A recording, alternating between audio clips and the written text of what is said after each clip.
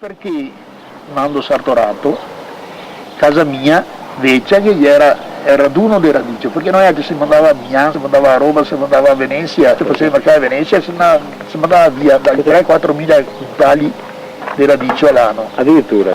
Tutti i contadini portavano a me papà. Classe che ha detto 1873, morto 1937.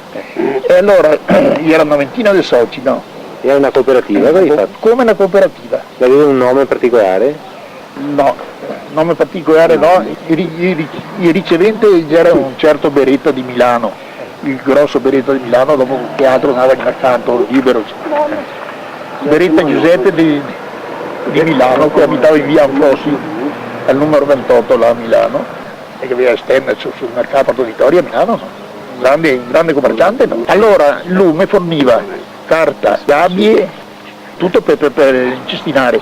Tutti i soci si portava a casa il materiale per confezionare il radicio e lo portava da Sartorato tutto confezionato, non nelle gabbie, dove da Sartorato arrivava il camion che si portava. Veniva il camion di aereo? Angelo Bet. Ma per tanti anni si spediva pregazioni. Dal treno?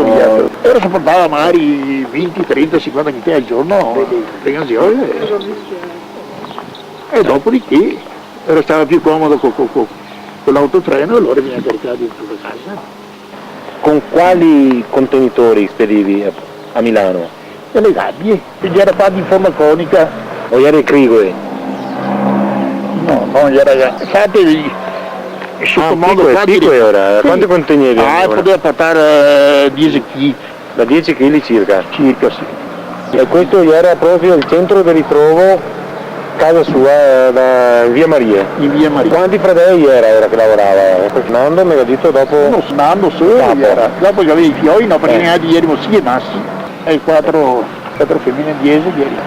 E allora eri 3 fratelli più vecchi, chi si dedicava alla campagna e... Questo era prima della guerra, praticamente? Sì. Prima della guerra, ma anche dopo la guerra sta un po' così. Oltre a questo tipo che mi ha detto il nome, che adesso mi è stato dimenticato, chi che era a Milano che raccoglieva il radicchio? Non posso dirmi di altri perché mi non conosco. Mi sono stato là a Milano da questo Beretta, perché dopo io ero a fare militare là a Milano e andavo tutti i giorni sul mercato a vedere. Io mi ero di altri che mandava a Milano, certo, perché ma era anche Pantai che mandava a Milano il radicchio.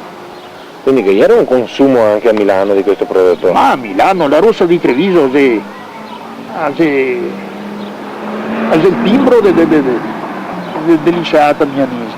Ah sì? Era molto conosciuta così? Sì. La rossa di Treviso era? La rossa di Treviso. Non radicchio rosso. La rossa di Treviso. A Milano si chiama la rossa di Treviso. All'epoca? Ma anche adesso è milanese. Anche a Roma si chiama la rossa di Treviso. Era un consumo popolare oppure? Popolare. Allora che tutti i che va la mattina, allora uno si porta via una gabbia, 2, 4, 10 gabbie. E suo papà, oltre che a Milano, esportavano in altre parti, in Germania, non so? No, niente, prima di Milano Venezia.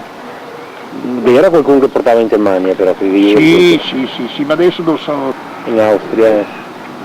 Ma sì, era anche a Schievene, certo Schievene Giovanni, e mandava anche a Milano, ma anche all'estero. E dove era sto Schiavone? È sempre qua, è sulla strada del Casier.